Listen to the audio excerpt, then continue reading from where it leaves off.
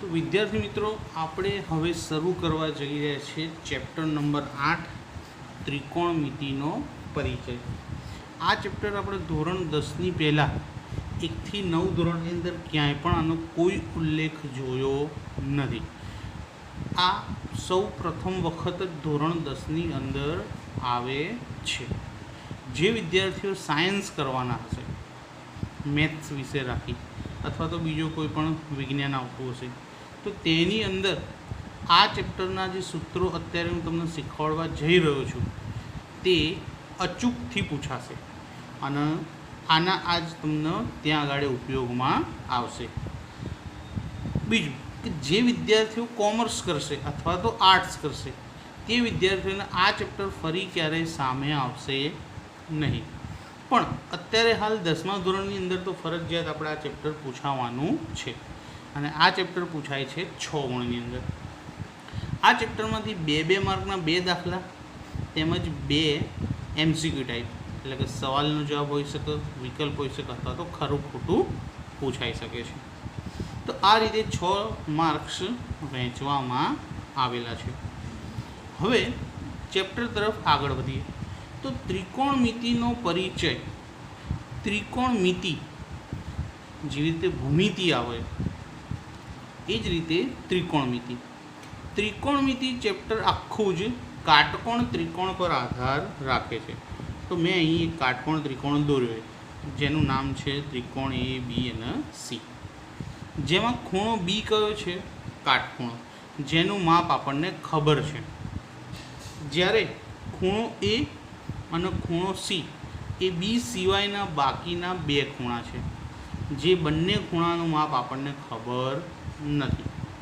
તો અહીં મેં ખૂણા C પાસે આ જે નિશાની કરી છે, આ નિશાનીને શું કહેવાશે? થીટા. શું કહેવાશે? થીટા. થીટા એટલે ખૂણાની નિશાની માટેની સંજ્ઞા છે કે જે ખૂણાનું માપ ના ખબર હોય તો એને ધારો કે થીટા કરીને આપણે દર્શાવી શકાય છે. થીટા C પાસે પણ લખી શકાય અને A પાસે પણ લખી શકો છો. તમને જેવી રીતે શોધવાનું કીધું હોય એ રીતે તમે એને દર્શાવી શકો. ત્યારબાદ તમે વિચારશો કે સાહેબે અહીંયા લખ્યું પાબા, સાબા, કર્ણ. કર્ણ બધાને ખબર પડી ગઈ હશે કે કાટકોણ ત્રિકોણમાં કાટખૂણાની સામેની બાજુને આપણે શું કહીએ છીએ? કર્ણ કહીએ છીએ. તો આ સાબા અને પાબા, તો સૌથી પહેલાં તો સાબા એટલે સામેની બાજુ. સાબા એટલે શું કહીશું આપણે? સામેની બાજુ. શોર્ટમાં લખ્યું એને સાબા. અને એ જ રીતે હવે બધા પાબા સમજી ગયા હશે કે પાબા એટલે પાસેની બાજુ. તો સાબા અને પાબા કેવી રીતે નક્કી કર્યું? તો આકૃતિમાં થીટા જ્યાં લખ્યા હોય તો એ થીટા કયા બિંદુ પાસે? C બિંદુ પાસે. તો Cની સામેની બાજુ કઈ છે? AB, એટલે એને સાબા કીધું. અને બીજી એક તો કર્ણ છે. કર્ણ સાબા પણ ના કહેવાય કે પાબા પણ ના કહેવાય. તો સામેની બાજુ અને એના સિવાયની બાજુ BC. BC જે એ Cની જોડે આવેલી એ જોડ, એટલા માટે એને શું કહેવાશે? પાસેની બાજુ કહેવાશે. જો કદાચ થીટા Cના બદલે અહીં A પાસે લખ્યા હોય તો સામેની બાજુ કઈ બની જાય? BC બની જાય. ક્યારે? થીટા A પાસે લખ્યા હોય ત્યારે. અને આ જે સામેની બાજુ છે એ શું બની જશે? પાસેની બાજુ બની જશે. પણ અત્યારે તો આપણે આજ વિચારીએ કે થીટા C પાસે લખ્યા છે, માટે સામેની બાજુ AB અને પાસેની બાજુ BC, અને AC શું છે? ત્રિકોણનો કર્ણ બને. હવે ત્રિકોણમિતિનો પરિચય છે, એમાં આપણે ત્રિકોણમિતિના ગુણોત્તરો વિશે શીખવાનું છે. તો ત્રિકોણમિતિના કુલ 6 ગુણોત્તર છે. કેટલા ગુણોત્તર છે? 6 ગુણોત્તર. પહેલો ગુણોત્તર છે સાઇન થીટા, એને શું વંચાય? સાઇન. શું વંચાય? સાઇન. બીજો છે કોસ, કોસ થીટા. ત્રીજું છે ટેન. ચોથું છે કોસેક, કોસેક. પછી આવે સેક, ત્યારબાદ આવે કોટ. બરાબર? સાઇન, કોસ, ટેન, કોસેક, સેક અને કોટ. હવે 6 ગુણોત્તર. આ નામ સૌ પ્રથમ વખત આવ્યા ઘણી વખત એવું થાય કે અમુક વિદ્યાર્થીઓને આપણે પૂછીએ ને કે ભાઈ ત્રિકોણમિતિના 6 ગુણોત્તરોના ખાલી નામ, તોય 6 નામ એકદમ યાદ આવતા હોતા નથી. બીજું, આ જે નામ અહીંયા લખ્યા એ શોર્ટમાં લખેલા છે, ફૂલ ફોર્મ આપણે ઉપયોગમાં લેતા નથી. ફૂલ ફોર્મ જોવું હોય તો ચોપડીમાં બધાનું ફૂલ ફોર્મ લખેલું જ છે. પણ સૌથી પહેલાં સાઇન. તો સાઇન થીટા, અહીં આગળ આપણે ધારો કે સાઇન થીટા હોય તો સાઇન થીટા શોધવા હોય તો એના માટેનું સૂત્ર શું છે? સામેની બાજુ છેદમાં કર્ણ. તો ભાઈ થીટા જોવાનું, થીટાની સામેની બાજુ કઈ છે? એ બી. તો સાબા એટલે એ બી, અને કર્ણ તો એક જ છે, એ સી. તો છેદમાં એસી, એટલે સાઇન થીટાનું સૂત્ર શું બન્યું? આકૃતિ મુજબ એ બી છેદમાં એસી. બરાબર. થીટા જ્યાં હશે એના આધારે સૂત્ર બનશે. કે એવું નથી કે સાઇન થીટા બરાબર એ બી અપોન એસી મેં કહી દીધું તો બધી એ બી અપોન એસી જ આવે, પણ થીટા સીના બદલે અહીંયા એ પાસે મૂક્યા હોય તો સૂત્ર બદલાઈ જાય, તો એ બીના બદલે બીસી અપોન એસી થઈ જાય. એટલે હંમેશા જ્યારે સૂત્રો બનાવો ત્યારે થીટા ક્યાં લખેલા છે તેને ધ્યાનમાં રાખવું જરૂરી છે. ત્યારબાદ આવે કોસ થીટા. કોસ થીટાનું સૂત્ર છે પાસેની બાજુ છેદમાં કર્ણ બરાબર પાબા એટલે બીસી અને કર્ણ એટલે એસી. તો કોસનું સૂત્ર શું થશે? આપણી આકૃતિ પ્રમાણે બીસી છેદમાં એસી. એ જ રીતે ટેન થીટા. ટેન થીટાનું સૂત્ર છે સાબા છેદમાં પાબા, એટલે કે સામેની બાજુ છેદમાં પાસેની બાજુ. તો એ બી છેદમાં બીસી. આ છું ટેન થીટા, એ બી છેદમાં બીસી. આ 3 વસ્તુ જ યાદ રાખવાની આવશે. બરાબર. સાઇન, કોસ અને ten. Sine theta, cos theta, ten theta યાદ રહે એટલે બાકીના 3 સૂત્રો આપોઆપ આવડી જાય. કેવી રીતે? તો કહી દઉં કે સાઇન થીટાનું વ્યસ્ત, વ્યસ્ત એટલે ઉલટું, શું થાય? Cosec theta. તો જો સાઇન થીટાનું સૂત્ર શું હતું? સાબા અપોન કર્ણ. તો કોસેકનું સૂત્ર શું છે? કર્ણ અપોન સાબા. સૂત્ર શું બન્યું હતું? એ બી અપોન એસી. તો આનું સૂત્ર શું બનશે? એસી અપોન એ બી. વ્યસ્ત, છેદ અંશમાં જતો રહે અને અંશ છેદમાં આવી જાય. એ જ રીતે આ સેક થીટા છે એ કોસ થીટાનું વ્યસ્ત થાય. તો જો કોસનું સૂત્ર શું હતું? પાબા અપોન કર્ણ. તો આનું ઊંધું થઈ જશે, જો કર્ણ અપોન પાબા. એટલે સામે સૂત્ર પણ બદલાઈ જાય. બીસી અપોન એસી હતું તો એસી અપોન બીસી થઈ જાય. તો સેકનું પણ થઈ ગયું. અને એ જ રીતે છેલ્લું જે આ કોટ છે એ ટેનનું વ્યસ્ત થયું. ટેનનું સૂત્ર શું હતું? સાબા અપોન પાબા. તો કોટનું શું હોય? પાબા અપોન સાબા. એ બી અપોન બીસી હતું તો અહીં શું થઈ જશે? બીસી અપોન એ બી. એટલે કે સાઇન, કોસ અને ટેન આ 3 યાદ રાખવાના અને એનો વ્યસ્ત કરો એટલે બીજા 3ના સૂત્રો આપોઆપ જ બની જાય. યાદ રાખવાની જરૂર પડતી નથી. ખાલી યાદ શું રાખવાનું કે સાઇન થીટાનું વ્યસ્ત શું થઈ જાય? Cosec theta. કોસ થીટાનું વ્યસ્ત શું થઈ જાય? સેક થીટા. અને ટેન થીટાનું વ્યસ્ત શું થઈ જાય? કોટ થીટા. બરાબર. આ રીતે આપણે આ યાદ રાખીશું. આ સૂત્ર જે અમે ચલાવ્યા એ સ્વાધ્યાય 8.1 માટે ખૂબ જ અગત્યના છે. ત્યારબાદ બીજું આવે તો વ્યસ્તનો ગુણાકાર. કે જે 2 ગુણોત્તરો વ્યસ્ત હોય એ બંનેનો ગુણાકાર હંમેશા એક જ થાય. બરાબર. 2 વ્યસ્ત ત્રિકોણમિતિના ગુણોત્તરનો ગુણાકાર હંમેશા શું થાય? એક. જેમ કે મેં શીખવાડ્યું કે સાઇન અને કોસેક એ બંને વ્યસ્ત છે તો એનો ગુણાકાર કરીએ કે sine theta into cosec theta, into એટલે ગુણાકાર. એનો જવાબ હંમેશા શું આવે? એક જ આવે. કેવી રીતે? તો એ તમને બતાડી દઉં. તો જો આપણે પહેલો કોનો ગુણોત્તર? Sine theta into cosec theta. તો સાઇન થીટાનું સૂત્ર શું હતું? એ બી અપોન એસી. તો જો એ બી છેદમાં એસી ઇન્ટુ એટલે ગુણાકાર. કોસેકનું સૂત્ર શું છે? એસી અપોન એ બી. તો એસી અપોન એ બી. તો જો એસી એસી ઉડી ગયા, એ બી પણ ઉડી ગયા, કશું વધ્યું નહીં એટલે આનો જવાબ શું થઈ જાય? 1. એટલે હંમેશા 2 વ્યસ્ત ગુણોત્તરનો ગુણાકાર કરીએ તેનો જવાબ શું મળે? 1. તો જે રીતે સાઇન અને કોસેક એકબીજાને વ્યસ્ત થાય એટલે એનો ગુણાકાર 1 થયો. એ જ રીતે કોણ વ્યસ્ત? કોસ અને સેક. તો cos theta into sec theta બરાબર પણ શું થાય? 1. એમાં પણ આવે છેદ ઉડે. અને એ જ રીતે ટેન થીટા ઇન્ટુ કોટ થીટા બરાબર શું થઈ જાય? 1 થઈ જાય. એટલે કે હંમેશા 2 ત્રિકોણમિતિય વ્યસ્ત ગુણોત્તરોનો ગુણાકાર કેવો થાય છે? 1 થાય. હવે આ ગુણોત્તર બધી સૂત્ર પણ બની શકે કે ભાઈ સાઇન થીટા શોધવું હોય તો આ કોસેક થીટા ક્યાં જતા રહે? 1ના છેદમાં. તો કેવી રીતે સૂત્ર બનશે એ દેખાડી દઈએ. જો વ્યસ્તના સૂત્રો. સાઇન થીટા બરાબર 1/cos કારણ કે સાઇન અને કોસેક એકબીજાના વ્યસ્ત છે. આના ઉપરથી બીજું એક સૂત્ર પણ બને તો કોસેક ઉપર જતા રહે અને સાઇન નીચે આવી જાય તો આ સૂત્ર બને તો કોસેક થીટા બરાબર 1/sin થીટા. આ સૂત્ર કેમ બન્યું? કારણ કે સાઇન અને કોસેક એકબીજાના કેવા છે? વ્યસ્ત છે. એ જ રીતે જેમ સાઇન કોસેકનું બન્યું એ જ રીતે કોસ અને સેકનું બનશે કે કોસ થીટા બરાબર 1/sec થીટા. અને આનું બીજું સૂત્ર બને કે સેક થીટા બરાબર 1/cos થીટા. બરાબર, જો બંને સેમ જ છે, ખાલી એકમાં સેક ઉપર જતું રહે અને કોસ નીચે આવી જાય છે એટલે બીજું સૂત્ર બની જાય. એ જ રીતે ટેનનું ટેન થીટા બરાબર 1/cot થીટા અને કોટ થીટા બરાબર 1/tan થીટા. બરાબર, ટેન થીટા બરાબર 1/cot અને કોટ થીટા બરાબર 1/tan થીટા. તો આ 3 અને આ બાજુના 3 એ બધા કેવા ગુણોત્તરો? વ્યસ્તના. અને ત્યારબાદ છેલ્લે 2 એક્સ્ટ્રા સૂત્રો આવે કે ટેન થીટા બરાબર કોટ થીટા. ટેન થીટા બરાબર sine theta upon cos theta સૂત્ર કેવી રીતે બન્યું? કે ભાઈ ટેન થીટાનું મૂલ્ય સાઇન અપોન કોસ કેમ થયું? તો આ આપણે યાદ રાખીશું. બીજું કે સમજવું હોય તો હું તમને એક વખત અહીંયા સમજાવી દઉં કેવી રીતે. કે ભાઈ સાઇન થીટા છેદમાં કોસ થીટા. સાઇનનું સૂત્ર આપણે અહીં શું લખી દીધું? જો AB/AC AB/AC. કોસનું સૂત્ર શું આવતું હતું આપણે? કે ભાઈ BC/AC BC/AC. તો બંનેમાં AC ઉડી ગયું તો વધ્યું શું? AB/BC વધ્યું. AB/BC. આ AB/BC કોનું સૂત્ર છે?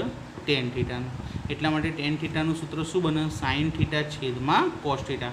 આ બંનેમાંથી કોઈ પણ સૂત્ર વાપરો, જવાબ એક જ આવે.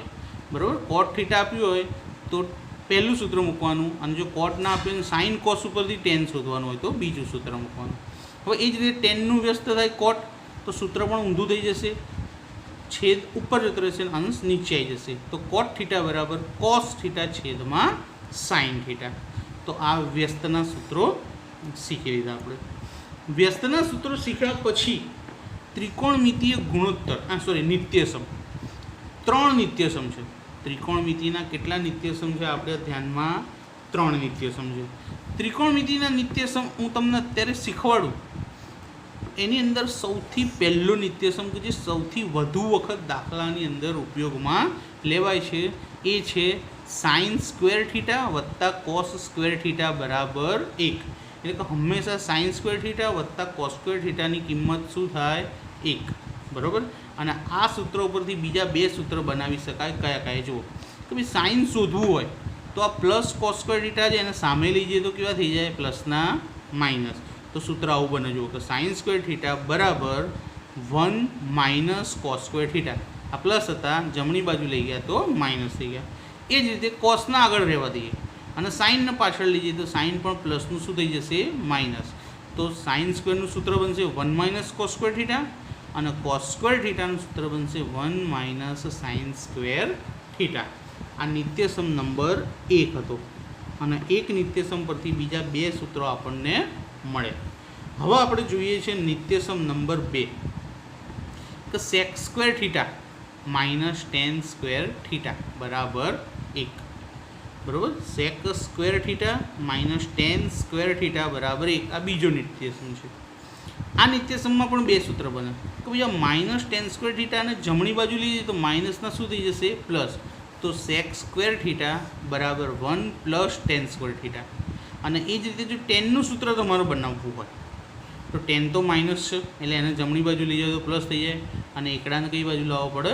ડાબી બાજુ લાવવો પડે એટલે કેવો થઈ જાય? પ્લસનો માઇનસ. તો ટેનનું સૂત્ર શું બનશે કે tan સ્ક્વેર થીટા બરાબર સેક સ્ક્વેર થીટા -1. એટલે આ નંબર 2નો નિત્યસમ હતો જેના પરથી આપણને બીજા 2 સૂત્રો મળ્યા. સેક શોધવાનું સૂત્ર મળ્યું અને ટેન શોધવાનું સૂત્ર મળ્યું. આ સૂત્ર ઘડીએ અને ઘડીએ તમારે રિવિઝન કરતા રહેવું પડશે, નહીંતર ભૂલી જવાશે. જેવો બીજો નિત્યસમ હતો સેક અને ટેનનો, એવો ત્રીજો નિત્યસમ છે કોસેક અને કોટનો. Same to same. સેકની જગ્યાએ કોસેક અને ટેનની જગ્યાએ કોટ. તો cosec square theta -cot square theta બરાબર 1. તો અહીં પણ કોસેક સ્ક્વેર થીટા શોધવા હોય તો -કોટ સ્ક્વેર થીટાને સામે લઈ જઈએ તો કેવા થઈ જાય? પ્લસ. તો ઇક્વલ કરીને 1 + કોટ સ્ક્વેર થીટા. હવે એ જ રીતે કોટ સ્ક્વેર થીટા શોધવું હોય તો પહેલાં એને માઇનસમાંથી પ્લસ કરવું પડે, તો સામે લઈ જવું પડે, અને એકડો ડાબી બાજુ લઈ દો તો પ્લસનો કેવું થઈ જાય માઇનસ. તો કોટ સ્ક્વેર થીટા બરાબર કોસેક સ્ક્વેર થીટા -1. તો આ નિત્યસમ નંબર 3 હતો. કેવી રીતે યાદ રાખશો? પહેલો નિત્યસમ શેનો હતો? સાઇન કોસનો. બીજો નિત્યસમ શેનો હતો? સેક અને ટેનનો. અને ત્રીજો નિત્યસમ શેનો આવે? કોસેક અને કોટનો. તો આ રીતે આપણે 3 નિત્યસમ યાદ રાખીશું. પહેલો સરવાળા માટે આવે, પછી બાકીના બંને બાદબાકીના આવે છે. જો પહેલું યાદ રહી જાય તો બાકીના 2 સૂત્રો તો આપણે પહેલા નિત્યસમ પરથી બનાવી જ શકીએ છીએ. એટલા માટે સૂત્ર એકદમ પાક્કા તૈયાર કરવા. આ બધા સૂત્રો શેના માટે? તો સ્વાધ્યાય 8.1 માટે. સ્વાધ્યાય 8.1 શીખતા પહેલાં એની અંદર એકદમ બેઝિક દાખલો, જે મેં આજે પહેલાં 6 સૂત્રો તમને શીખવાડ્યા, આકૃતિ પરથી સાબા અપન કર્ણ, પાબા અપન કર્ણ, સાબા અપન પાબા અને એ 3ના વ્યસ્ત. આ દાખલા કેવી રીતે થાય? તો આપણે ઉદાહરણ નંબર 1 જોઈએ કેવી રીતે આ દાખલો થશે. તો જો ચેપ્ટર 8 એના એક્ઝામ્પલમાં પહેલું એક્ઝામ્પલ કે જો tan a, અહીં થીટાની જગ્યાએ આપણને એ આપ્યું હોય, કંઈ પણ આપી શકે, એ બી સી, ત્રિકોણ PQR તો PQR, ત્રિકોણ XYZ હોય તો XY કાં તો Z, ગમે તે આપી શકે છે.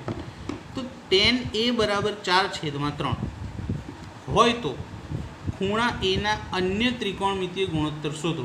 તો એક ગુણોત્તર આપણને આપેલો છે અને અન્ય એટલે બીજા કેટલા શોધવાના થશે? 5. કારણ કે ટોટલ કેટલા છે? 6 છે. તો એક આપણને આપેલો છે તો અન્ય બીજા કેટલા શોધવાના થશે? 5 શોધવાના થશે. હવે શરૂઆત કરીએ આકૃતિ દોરી. tan a બરાબર 4/3 આપણને કીધું છે. તો ટેનનું સૂત્ર શું થાય? સાબા છેદમાં પાબા. આપણે આકૃતિ દોરીએ ત્રિકોણ A, B અને C. કેવો ત્રિકોણ છે? કાટકોણ ત્રિકોણ, જેમાં ખૂણો B કયો છે? 90. અહીંયા A આપ્યો છે એટલે તમે A ને 90 દર્શાવી શકો નહીં, કારણ કે એનું માપ આપણને નથી ખબર, એટલે B ને જ હંમેશા 90 દર્શાવવો સારો રહેશે. તો B 90 અને AC, તો ત્રિકોણ A, B અને C બની ગયો. પણ ટેનનું સૂત્ર હતું સાબા અપન પાબા. તો આ રહ્યું A. એની સામેની બાજુ કઈ છે? BC. આ સામેની બાજુ થાય. અને એની પાસેની બાજુ કઈ છે? AB. તો જો સાબા એટલે BC અને પાબા એટલે AB. બરાબર? એની સામે BC અને એની પાસે AB. હવે બરાબર કે ધારતા. તો કે માટે તો આપણને ખાલી BC અપોન AB અને 4/3 જરૂર છે. તો નીચે ફરી લખીએ તો BC અપોન AB બરાબર 4/3. વચ્ચે બધું બરાબર જ હતું ને, એટલે BC અપોન AB બરાબર 4/3 બરાબર કે ધારતા. તો BC બરાબર 4K અને AB બરાબર 3K. બરાબર? BC બરાબર 4K અને AB બરાબર કેટલા? 3K. આકૃતિમાં લખી દીધા. ABની જગ્યાએ 3K અને BCનું માપ 4K. પણ આકૃતિમાં જો 3 બાજુના માપ ખબર હોય તો બધા ગુણોત્તર શોધી શકાય. પણ અત્યારે તો આપણી પાસે કેટલા માપ છે? ફક્ત 2. ત્રીજું માપ શોધવું પડશે. તો ત્રિકોણ ABCમાં ખૂણો B 90° છે. કયો ખૂણો 90° છે? ખૂણો B. તો ખૂણો B 90° છે. તો પાયથાગોરસના પ્રમેય મુજબ, કોના પ્રમેય મુજબ? પાયથાગોરસના. તો કર્ણનો વર્ગ બરાબર બાકીની 2 બાજુના વર્ગોનો સરવાળો. તો કર્ણ આપણો કયો છે? AC. તો ACનો સ્ક્વેર બરાબર બાકીની 2 બાજુ એટલે ABનો સ્ક્વેર વત્તા BCનો સ્ક્વેર. કિંમત મૂકીએ. ABનું માપ આપણને કેટલું મળ્યું? 3K. તો ABની જગ્યાએ 3K કૌંસમાં અને કૌંસની બહાર સ્ક્વેર વત્તા BCનું માપ કેટલું છે? 4K. તો કૌંસમાં 4K કૌંસની બહાર સ્ક્વેર. 3નો વર્ગ કેટલો થાય? 9 Kનો સ્ક્વેર વત્તા 4નો વર્ગ કેટલો થાય? 16 Kનો સ્ક્વેર. હવે સરવાળો કરીએ તો 16 અને 9 25. તો AC સ્ક્વેર બરાબર 25Kનો સ્ક્વેર. હવે વર્ગમૂળ કાઢી દઈએ બંને બાજુ. AC સ્ક્વેરનું વર્ગમૂળ શું નીકળશે? AC. 25નું વર્ગમૂળ શું નીકળશે? 5. અને K સ્ક્વેરનું વર્ગમૂળ શું નીકળશે? ખાલી K. તો ACનું માપ આપણને કેટલું મળી ગયું? 5K. તો અહીંયા લખી દઈએ 5K. મળ્યા પછી લખવાનું, એમને પહેલાં લખાય નહીં. હવે આપણને બાકીના ગુણોત્તર શોધવાના કીધા, તો બાકીના 5.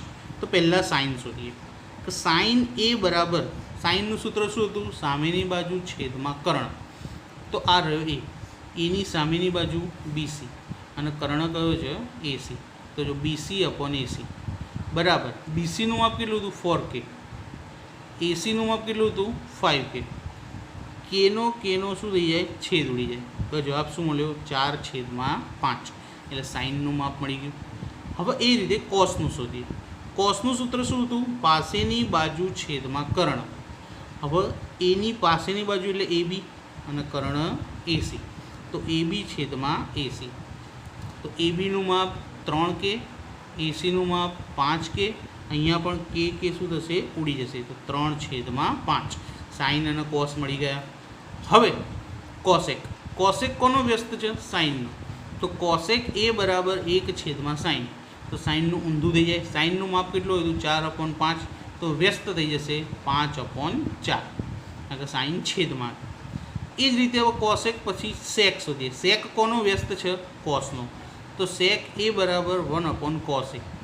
કોસનું માપ 3/5 એનું વ્યસ્ત થઈ જાય તો 5/3. એટલે કે સાઇન મળ્યા તેની ઉપરથી કોસેકે મળ્યા, કોસ મળ્યા તેની ઉપરથી સેકે મળી ગયા વ્યસ્ત થઈ. ટેન તો આપણને આપેલા જ હતા. જુઓ ટેન એ બરાબર કેટલા હતા 4/3. તો એના ઉપરથી કોટ એ મળે. તો કોટ એ બરાબર 1/tan A. તો ટેનનું વ્યસ્ત કરીએ 4/3નું વ્યસ્ત શું થઈ જશે 3/4. તો જુઓ 1, 2, 3, 4 અને 5. તો ટેન સિવાયના બાકીના 5 ગુણોત્તર આપણે મેળવી લીધા. હવે આના જ જેવા દાખલા આપણે સ્વાધ્યાય 8.1ના ગણીએ.